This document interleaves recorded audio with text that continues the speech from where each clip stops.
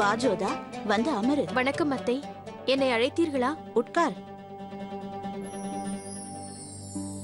அத்தை, என்ன இது? இது ஊசி நூலை கொண்டு செய்யும் கலை. ஆனால் இதை எனக்கு சரியாகவே செய்ய தெரியாது ஜோதா. இருப்பினும் முயற்சித்துக் கொண்டிருக்கிறேன்.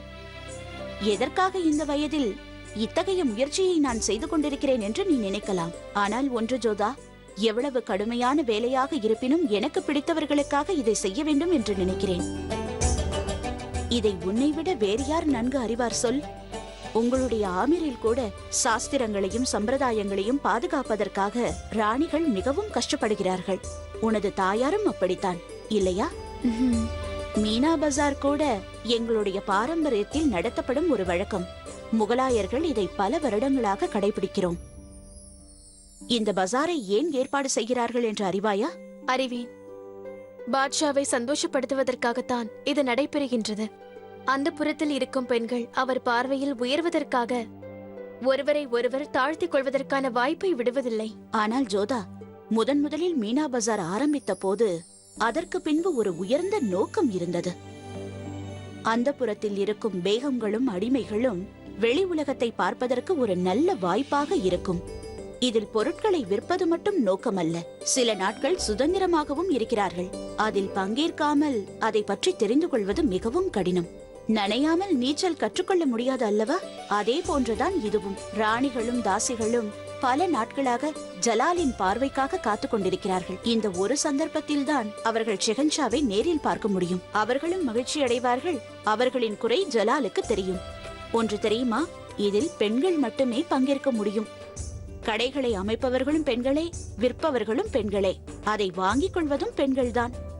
இந்த விழாவில் நீயும் பங்கேற்க வேண்டும் என்று நான் விரும்புகிறேன். நீயும் ஆக்ராவிற்கு வந்து வெகு நாட்கள் ஆகிவிட்டது. இங்கிருக்கும் பழக்க வழக்கங்களை நீ தெரிந்து கொள்ள வேண்டும் ஜோதா. எனக்கு நம்பிக்கை இருக்கிறது. ஒரு முறை இதில் கலந்து கொண்டால் அடுத்த முறை எப்பொழுது வரும் என்று காத்துக் கொண்டிருப்பாய். அப்படி என்றால் நான் ஆமீருக்கு திரும்ப செல்வது அத்தை அவர்களுக்கு இன்னும் தெரியாதா? இந்த விஷயத்தை இவரிடம் மறைப்பது சரிதானா? ஆனால் இதை யாரிடமும் கூறக்கூடாது என்று ஷெஹன்ஷா கூறிவிட்டாரே. என்ன யோசிக்கிறாய் ஜோதா? அது நான் செல்வதற்கு முன்பு மறந்துவிட்டு. எங்கே நீ செல்கிறாய்? தேவி மாதா ஆலயத்திற்கா? இல்லை அத்தை அவர்களே, நான் என்ன யோசிக்கிறேன் என்றால், ஒருவேளை ஒவ்வொரு வருடமும் யாரும் பங்கேற்க கூடாது என்று நினைத்தால் பிறகு? என்னை நம்பு ஜோதா. மீனா பஜாரில் ஒரு முறை கூடாரத்தை அமைத்து விட்டால் அடுத்த முறை வரும் வரை ஒவ்வொரு தினமும் அந்த நாளுக்காக ஏங்குவார்கள். உனக்கு விருப்பம் இல்லை என்றாலும் எனது சந்தோஷத்திற்காக மீனா பஜாரில் கூடாரம் அமைத்து நீ கடை வைக்க வேண்டும். அப்படியே ஆகட்டும். தங்களுடைய சந்தோஷத்திற்காக நான் அதில் பங்கேற்பேன். கண்டிப்பாக நான் கூடாரம் இடுவேன்.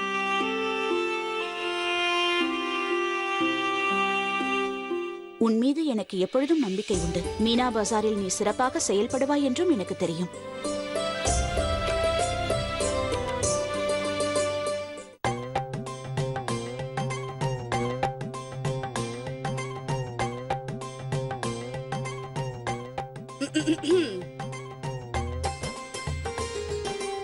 என்ன விஷயம் ஜாவிதா? என்ன எழுதி கொண்டிருக்கிறாய்? என்னிடம் மறைக்கும் அளவிற்கு?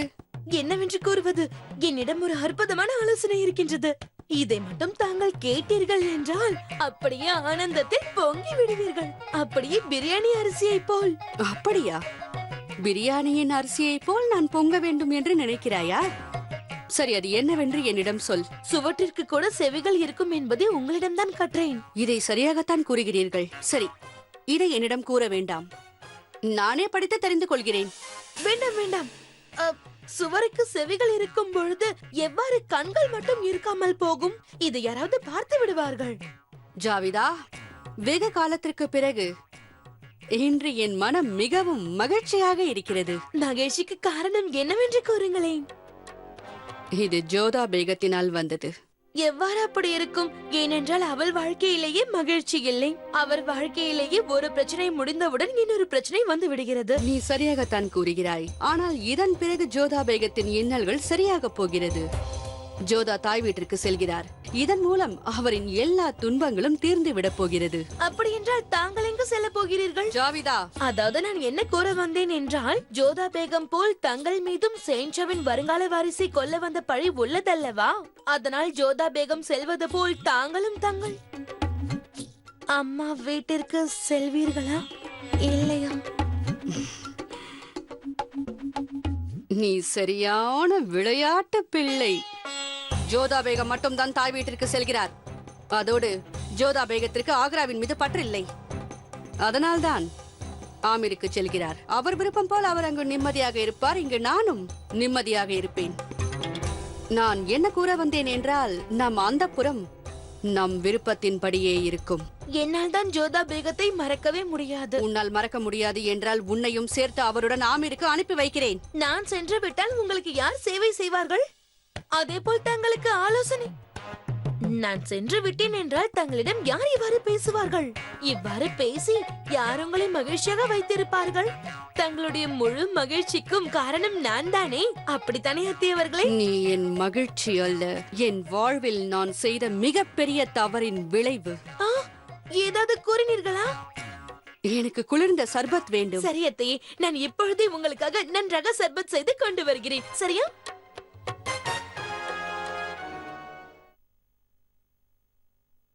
என்ன ஆயிற்று ஜோதா?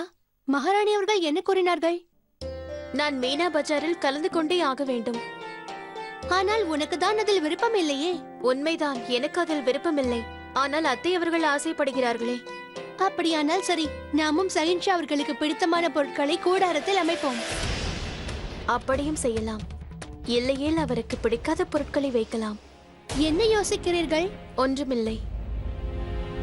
என்ன இது? ஹோலி பண்டிகை நாளை. ஆனால் நீ இன்றே வண்ணங்களை பூசிக்கொண்டாய். அது இல்லை ஜோதா, குங்குமத்தை எடுத்து வைத்துக் கொண்டிருந்தேன். அது பட்டிருக்கும் என்று நினைக்கிறேன். ஹோலி ஆமீரில் தான் சிறப்பாக கொண்டாடப்படும். அங்கு உடைகளோடு சேர்த்து உள்ளங்களும் வண்ணங்களாக நிரப்பப்படும். அதை பிறகு பேசிக் கொள்ளலாம். இப்பொழுது நமக்கு நேரமில்லை. நாம் மீனா பசார் போக தயாராக வேண்டும். நாம் என்ன செய்ய போகிறோம்? என் அருகில் வா. ஜோதாபாய், உண்மையில் நீங்கள் இதுதான் செய்ய போகிறீர்களா? நன்றாக யோசித்துக் கொள்ளுங்கள். யோசித்து விட்டேன். இந்த முறை ருக்கியா பேகத்தை தோற்கடிக்க வேண்டும் என்று நீங்கள் மட்டும் எண்ணவில்லை, நிறைய பேர் எண்ணுகிறார்கள். யா குதா, எப்பொழுதாவது நல்ல செய்தி கொண்டு வந்திருக்கிறீர்களா? அது சரி, நீங்கள் கூறுவது மிகவும் நன்றாக உள்ளது. இந்த முறை ஜோதா பேகமும் களத்தில் குதிக்கிறாராம். இதுவரை அவர் சாதித்த நீண்ட பட்டியலை பார்க்கும் போது ஒன்று தெரிகிறது. உங்கள் அனைவரின் வெற்றி வாய்ப்பு மழுங்கிவிடப் போகிறது. யா அல்லாஹ், ருக்கையா போதாதா? இப்போது ஜோதா வேறு.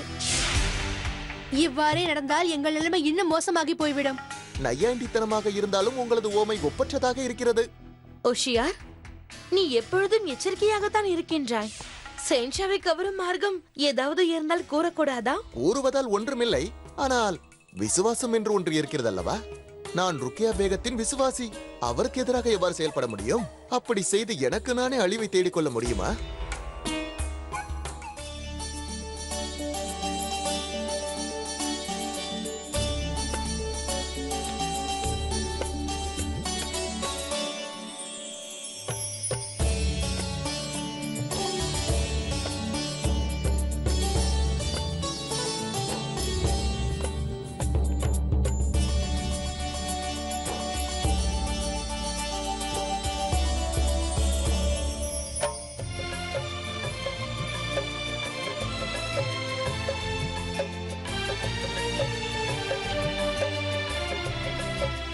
இங்கு விசித்திரமாக இருக்கிறதல்லவா? ஆம், இது போன்ற சந்தைகள் ஆமீரில் கூட ஏற்பாடு செய்யப்படுகிறது. ஆனால் இது விசித்திரமாக உள்ளது. ஸ்திரீகள் மட்டும் வரக்கூடிய இடம் என்பதாலோ?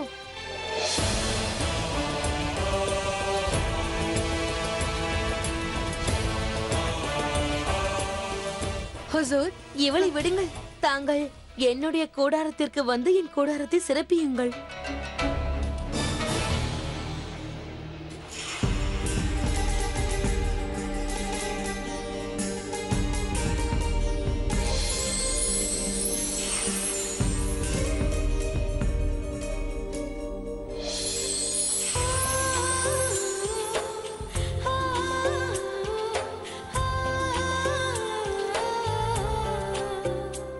இப்போது சமயம் அனுகூலமாக இருக்கிறது.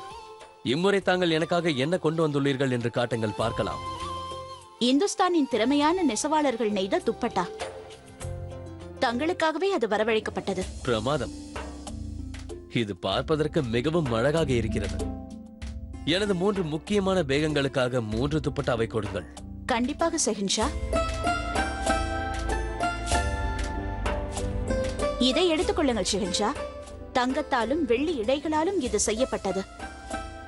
இந்த பச்சை, வெள்ளை, பிறகு இந்த சிகப்பு.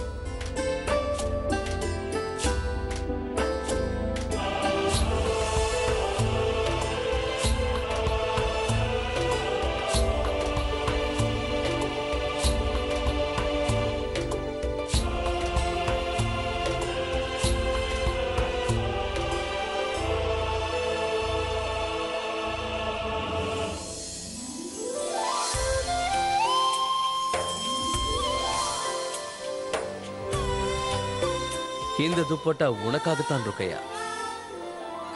உனது சிரிப்பை பார்த்தால் இது விலை உயர்ந்தது போல் இருக்கிறது. தங்களின் பார்வை பட்டாலே இந்த துப்பட்டா விலை உயர்ந்ததாக மாறிவிடும் செகன்ஷா. இது 3மே விலை உயர்ந்ததாகத்தான் இருக்கும். யோசித்துக் கொள்ளுங்கள். ஷெஹன்ஷாவின் பேகங்களுக்கு முன்பாக விலையெல்லாம் ஒரு பொருட்டா? இன்று உனக்கு மிகவும் நல்ல நாள்.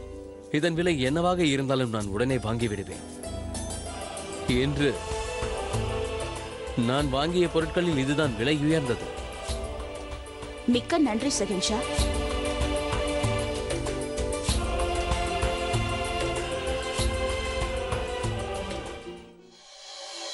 இன்று ருக்கையா ஏதோ மாயாஜாலம் செய்திருக்கிறாள் என்று நினைக்கிறேன். அனைவரும் அவளின் கூடாரத்தின் முன்பு நிற்கிறார்களே. இல்லை ஹுசூர், இந்த கடை ருக்கையா பேகத்தினுடையது அல்ல. அப்படியா? வேறு யாருடையது? உங்களது என்று நினைத்துக் கொள்ளுங்கள். யா அல்லாஹ், ஜாவிதாவா? ம், இம்முறை என்ன செய்து வைத்திருக்கிறாளோ தெரியவில்லையே. என்ன மகாமந்திரியாரே, ஜாவிதா பேகத்தை தாங்கள் ஏன் குறைத்து மதிப்பிடுகிறீர்கள்? இம்முறை ஏதாவது அதிசயம் நிகழ்ந்திருக்கலாம் அல்லவா? நானும் அதை நினைத்துதான் பயந்து கொண்டிருக்கிறேன். குரங்கு கையில் பூமாலை கொடுத்தால் அந்த மாலையின் கதி என்ன என்று நீ அறிய மாட்டாய் ரேஷம். என்ன செய்து வைத்திருக்கிறாளோ? வாருங்கள் வாருங்கள். வெறும் 5 முகரிகளுக்கு இது போன்ற அழகான சித்திரம் வேறு எங்கும் உங்களுக்கு கிடைக்காது. வாருங்கள், வந்து பாருங்கள். கோபமான மகாமங்காவின் புன்னகையான சித்திரம். உங்கள் அறையில் இதை மாட்டினால் பிரமாதமாக இருக்கும். இதை வாங்கிக் கொள்ளுங்கள்.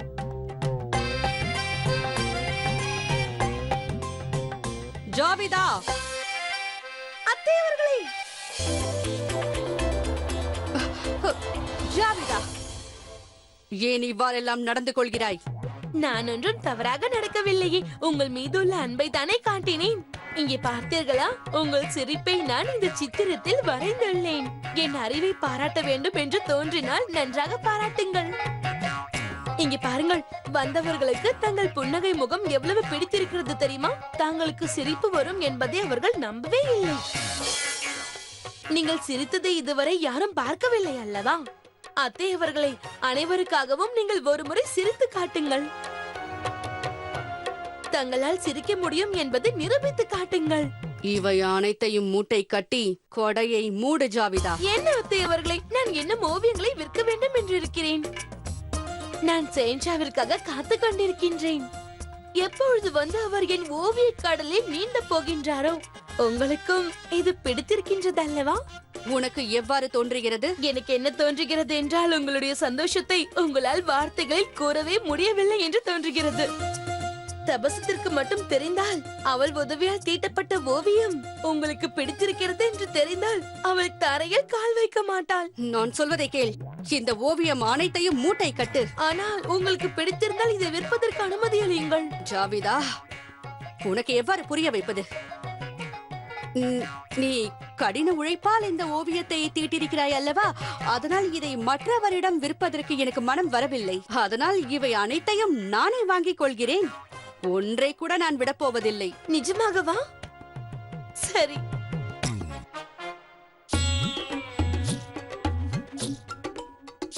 என்ன பார்த்து கொண்டிருக்கிறாய் ரேஷம்? முதலில் சென்று ஓவியங்களை எடுத்து வா. இப்பொழுது வந்து அவர் என் ஓவிய கடலில் நீந்த போகின்றாரோ? உங்களுக்கும் இது பிடித்திருக்கின்றது அல்லவா? உனக்கு எவ்வாறு தோன்றுகிறது? எனக்கு என்ன தோன்றுகிறது என்றால் உங்களுடைய சந்தோஷத்தை உங்களால் வார்த்தைகளில் கூறவே முடியவில்லை என்று தோன்றுகிறது.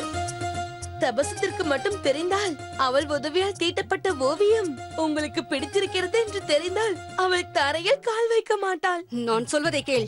இந்த ஓவியம் அனைத்தையும் மூட்டை கட்டு. ஆனால் உங்களுக்கு பிடித்திருந்தால் இதை விற்பதற்கு அனுமதி அளியுங்கள். ஜாவிதா, உனக்கு எவ்வாறு புரிய வைப்பது? நீ கடின உழைப்பால் இந்த ஓவியத்தை தீட்டிருக்கிறாய் அல்லவா? அதனால் இதை மற்றவரிடம் விற்பதற்கு எனக்கு மனம் வரவில்லை. அதனால் இவை அனைத்தையும் நானே வாங்கிக் கொள்கிறேன். ஒன்றை கூட நான் விடப்போவதில்லை. நிஜமாகவா? சரி.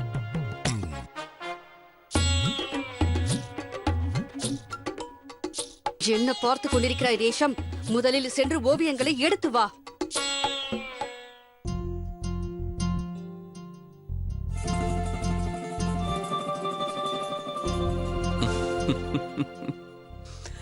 நறுமணம் அருமையாக இருக்கின்றது. எனக்கு இந்த நறுமணம் பிடிக்கும் என்று தங்களுக்கு எவ்வாறு தெரியும்? நீங்கள் எனக்கு வெறும் ஷெஹன்ஷா மட்டுமல்ல, கணவரும் கூட. அதனால் கணவனுக்கு பிடித்தது பிடிக்காததை ஒரு மனைவி தெரிந்து வைத்திருக்க வேண்டும். இந்த பரிசுக்கு நானும் ஒரு அரிய பரிசை வழங்க இருக்கிறேன். இது தங்களுக்காக. நன்றி.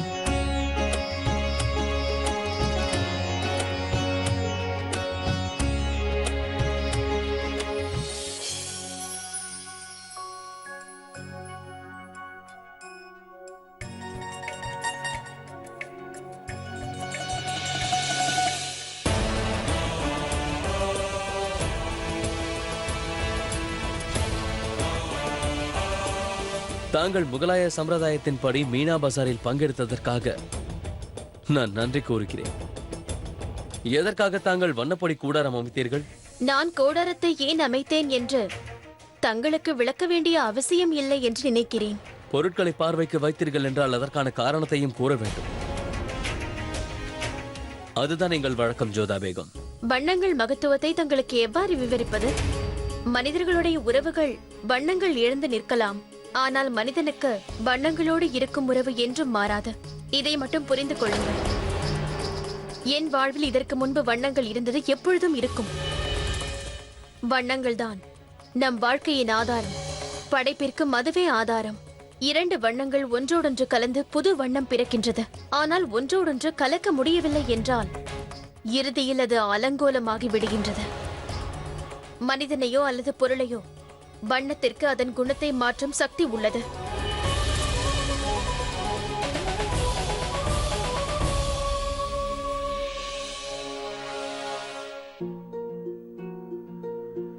உதாரணத்திற்கு இந்த துப்பட்டாவை பாருங்கள்.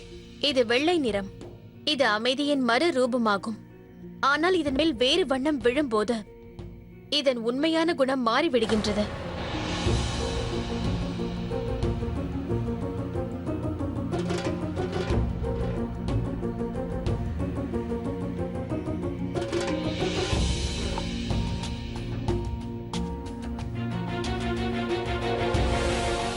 வண்ணங்களுக்கும் உணர்வுகளுக்கும் ஆழமான சம்பந்தம் உள்ளது. நாளை ஹோலி பண்டிகை. எங்கள் ஊரில் ஒருவர் மீது ஒருவர் வண்ணப்பொடிகளை தூவி விளையாடுவார்கள். அதனால்தான் இந்த கூடாரத்தை அமைத்து என்னுடைய உணர்வுகளை வெளிப்படுத்துகிறேன். தங்களுக்கு எவ்வாறு இதெல்லாம் புரியும்? ஏனென்றால் உங்களிடம் உணர்வுகளும் இதயமும் கிடையாதே. ஒரு ஷேன்ஷாவின் கட்டளை இதயத்தை கொண்டும் உணர்வுகளை கொண்டும் கடைபிடிக்கப்படுவதில்லை. அது போகட்டும், விடுங்கள். நான் எந்த கூடாரத்திற்கு சென்றாலும் அங்கிருக்கும் ஏதாவது பொருட்களை நான் வாங்க வேண்டும். இங்கு பாருங்கள், இவருக்கு எந்தெந்த வண்ணம் வேண்டுமோ அதை கொடுத்து விடுங்கள். நான் பெற்றுக்கொள்ளக் கூடாது ஜோதா பேகம், வாங்க வேண்டும். வண்ணங்களை பற்றி தாங்கள் அழகாக விவரித்தீர்கள். அதனால் இங்கிருக்கும் வண்ணப்பொடிகள் அனைத்தையும் நானே வாங்கிக் கொள்கிறேன். இன்னொன்றும் இருக்கிறது ஜோதா பேகம். தங்களுக்கு வண்ணங்களை பற்றி தெரிந்த அளவு அதன் முக்கியத்துவத்தை பற்றி தெரியவில்லை. நான் ருக்கையா பேகத்தின் கூடாரத்தில் 3 துப்பட்டாக்களை வாங்கினேன். அதில் 3வது துப்பட்டா தங்களுக்காகத்தான். தங்களின் அமைதியை பறைசாற்றும் வண்ணம் இந்த வெண்ணிற துப்பட்டாவை தங்களுக்காக வாங்கினேன். ஆனால் தாங்களோ அதில் வண்ணத்தை இட்டு குணத்தையே மாற்றிவிட்டீர்கள். எனக்கு உணர்வுகள் இல்லை என்று தாங்கள் சரியாகத்தான் கூறினீர்கள். ஆனால் ஒரு ஷெஹன்ஷாவாக என்னால் மற்றவர்களின் உணர்வுகளை புரிந்து கொள்ள முடியும். நாளை ஹோலி பண்டிகை, அதாவது வண்ணங்களின் பண்டிகை. முகலாயர்கள் அதை கொண்டாடுவதில்லை. ஆனால் விருந்தினர்களின் கடைசி ஆசையை நிறைவேற்றுவது மிகவும் முக்கியம். அதனால் நாளை நீங்கள் ஹோலி பண்டிகையை கொண்டாட நான் அனுமதிக்கிறேன். ஆனால் அதனால் மற்றவர்களின் தலையெழுத்தை தாங்கள் மாறாமல் பார்த்துக் கொள்ளுங்கள். அதனால் தங்களிடம் இருக்கும் வண்ணப்பொடிகள் அனைத்தையும் நானே வாங்கிக் கொள்கிறேன். நாளை ஹோலி பண்டிகையின் பொழுது இவற்றை தங்களுக்கு என்னுடைய பரிசாக நான் வழங்குகிறேன்.